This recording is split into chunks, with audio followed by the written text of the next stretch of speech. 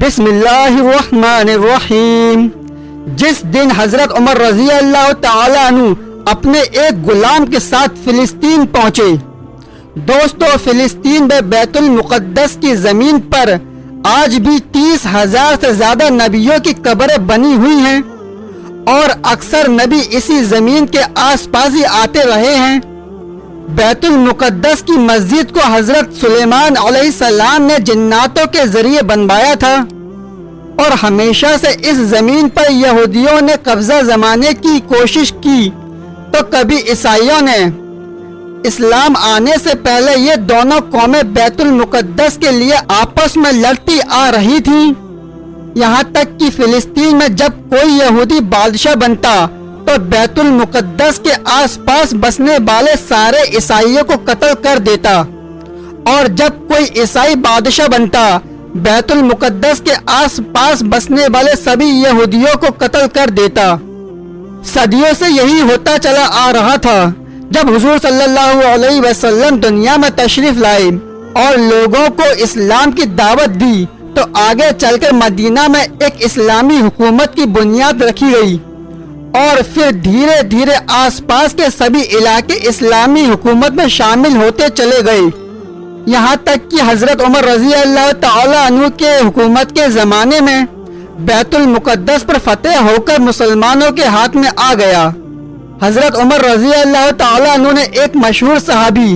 حضرت ابو عبیدہ بن جراح رضی اللہ تعالی عنہ کو ایک بڑا لشکر دے کر مصر کی طرف بھیجا تاکہ ان علاقوں کو فتح کر کر اسلامی حکومت میں شامل کر سکیں۔ حضرت ابو عبیدہ رضی اللہ تعالی عنہ نے بہت سی جنگ لڑ کر مصر میں یمن اور آس پاس کے سبھی علاقوں کو فتح کر لیا۔ اب آخر میں بیت المقدس ہی بچا تھا تو حضرت ابو عبیدہ رضی اللہ تعالی عنہ نے آ کر اپنی فوج کے ساتھ فلسطین پر بھی چڑھائی کر دی اور اسے چاروں طرف سے گھیر لیا۔ اس وقت بیت المقدس عیسائیوں کے ہاتھ میں تھا۔ حضرت عمر رضی اللہ تعالی عنہ کے دوران حکومت میں ان کا اتنا دبدبہ تھا کہ حضرت عمر کے نام سے بڑے بڑے بادشاہ کانپتے تھے، کیونکہ حضرت عمر رضی اللہ تعالی عنہ کی حکومت کے وقت ایران جیسے بڑے بڑے ملک بھی اسلامی سرحدوں میں شامل ہوئے اور ایران جیسے طاقتور دیشوں کے بادشاہوں نے بھی حضرت عمر کے سامنے گھٹنے ٹیک دیے، تو باقی چھوٹے چھوٹے ملکوں کو یقین ہو گیا کہ اب حضرت عمر جدھر بھی اپنا رخ کریں گے اس علاقے کو فتح کرنا ان کے لیے کوئی مشکل نہیں۔ اس لیے اس وقت کے چھوٹے چھوٹے بادشاہ حضرت عمر کے نام سے کانپتے تھے۔ اسلامی حکومت 35 لاکھ مربع میل تک پھیل چکی تھی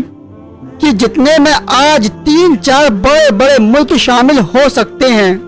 اب حضرت عمر رضی اللہ تعالی عنہ کا خوف تو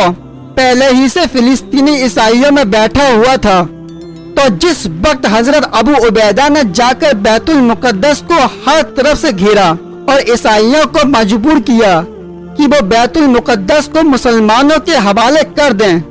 تو پہلے تو عیسائیوں نے مخالفت کی، لیکن بعد میں وہ اس بات پر راضی ہو گئے۔ عیسائیوں کے ایک بڑے عالم نے آ کر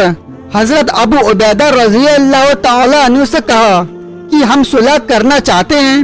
لیکن بیت المقدس کی چابیاں ہم تمہیں نہیں پکڑا سکتے، کیونکہ تمہارے اندر ان نشانیوں میں ایسا کچھ بھی نہیں کہ جو ہماری کتابوں میں لکھی ہے کہ ایک بادشاہ آ کر بیت المقدس کو ہم عیسائیوں سے لے گا۔ تو حضرت ابو عبیدہ رضی اللہ تعالی عنہ نے پوچھا کہ آخر اس بادشاہ کی کیا کیا نشانیاں تمہاری کتاب میں لکھی ہیں؟ تو اس عیسائی عالم نے جواب دیا کہ ہماری کتابوں میں لکھا ہے کہ اس بادشاہ کا چہرہ تھوڑا سا لمبا ہوگا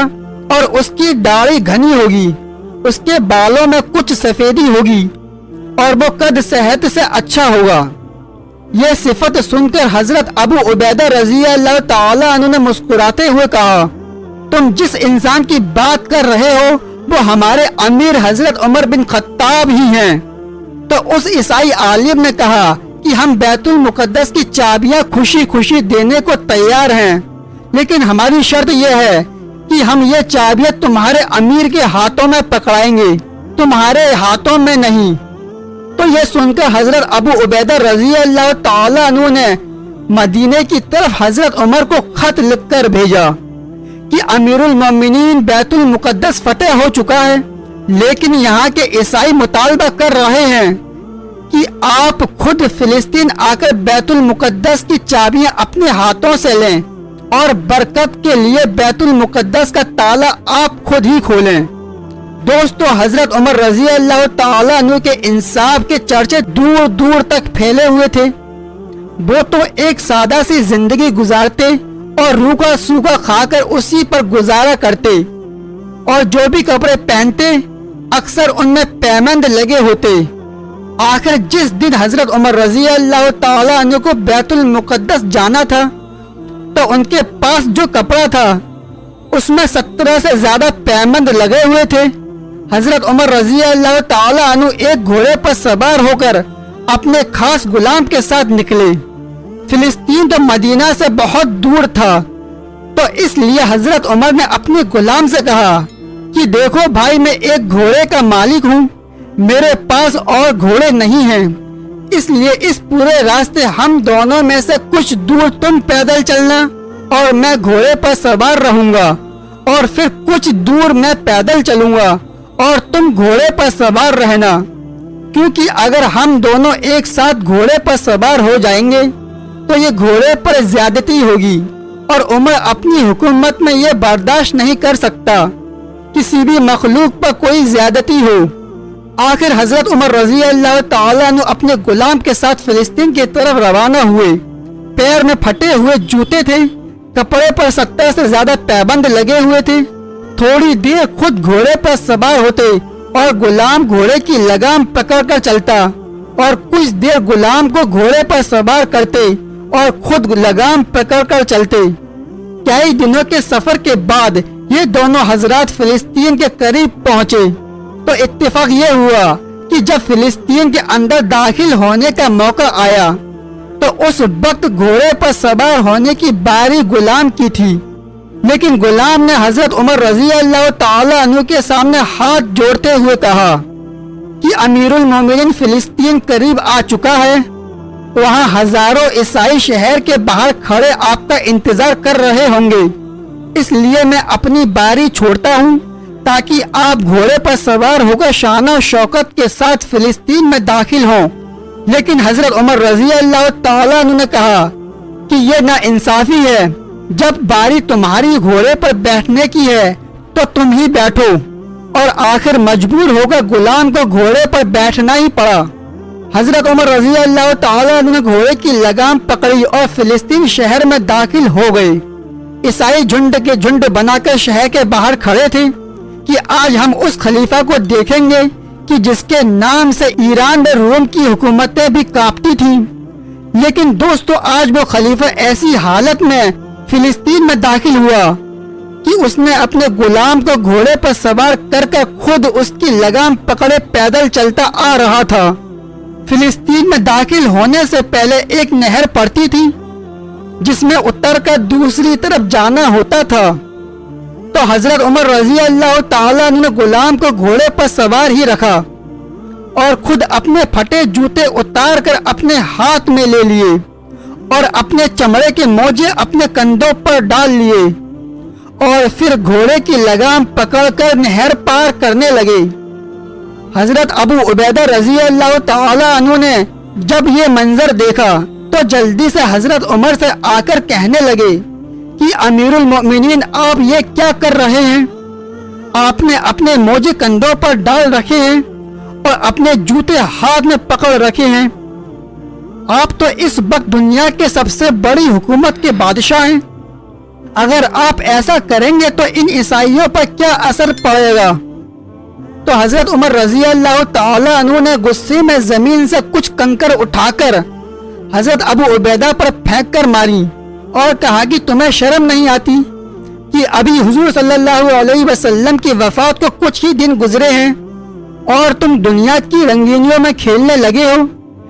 پھر حضرت عمر رضی اللہ تعالی عنہ بیت المقدس میں پہنچے،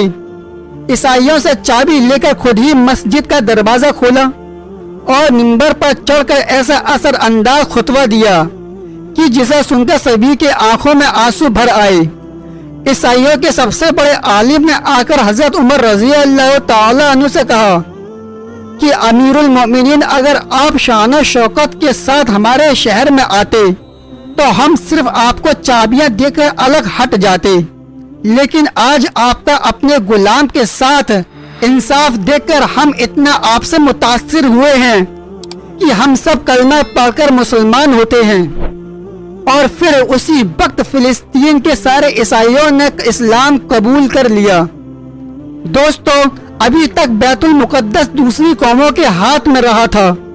आज पहली बार हजरत उमर रजी अल्लाह ताला अन्हु की निगरानी में बैतुल मुकद्दस के अंदर नमाज के लिए अजान होनी थी। अब अजान के लिए किसको बुलाया जाता? तो सबकी नजर एक ही इंसान पर थी, जो कि हुजूर सल्लल्लाहु अलैहि वसल्लम की मौजूदगी में सारी जिंदगी मस्जिद नबवी में अजान देते रहे, और वो थे हजरत बिलाल हबशी रजी अल्लाह ताला अन्हु। हुजूर सल्लल्लाहु अलैहि वसल्लम की वफात के बाद हजरत बिलाल रजी अल्लाह ताला अन्हु ने कसम खाई थी कि अब मैं सारी जिंदगी कभी अजान नहीं दूंगा, क्योंकि जब भी वो अजान देने के लिए खड़े होते तो हुजूर सल्लल्लाहु अलैहि वसल्लम को इस कदर याद करते कि उनका रो रो कर बुरा हाल हो जाता, और सहाबा इकराम भी हुजूर सल्लल्लाहु अलैहि वसल्लम की उस जुदाई को बर्दाश्त ना कर पाते। लेकिन जब बैतुल मुकद्दस फतेह हुआ तो हजरत उमर रजी अल्लाह ताला अन्हु ने बिलाल हबशी को पास बुलाकर कहा कि ऐ बिलाल, जाओ और मिंबर पर खड़े होकर रसूल के जमाने वाली अजान दो। हजरत उमर रजी अल्लाह ताला अन्हु के हुक्म पर बिलाल हबशी मजबूर हो गए, और फिर उन्होंने मिंबर पर खड़े होकर जैसे ही अल्लाहु अकबर की सदा बुलंद की तो हुजूर सल्लल्लाहु अलैहि वसल्लम को याद करके सहाबा किराम के रोने की आवाजें हर तरफ गूंजने लगी, और ऐसा लग रहा था जैसे दिल फटकर मुंह को आ जाएगा। हजरत उमर का रो रो कर बुरा हाल हो गया, और फिर हजरत उमर रजी अल्लाह ताला अन्हु ने खड़े होकर खुतबा दिया कि ऐ लोगों, बचपन में मेरा बाप खत्ताब मुझे इस बात पर मारता था कि मैं बकरियां संभाल नहीं पाता था, और मेरा बाप मुझे ताना देता था, ऐ उमर, तू जिंदगी में क्या कर पाएगा, तुझे तो कुछ बकरियां भी नहीं संभाली जाती। लेकिन आज रसूल सल्लल्लाहु अलैहि वसल्लम की गुलामी ने उमर को इतनी बड़ी हुकूमत का बादशाह बना दिया।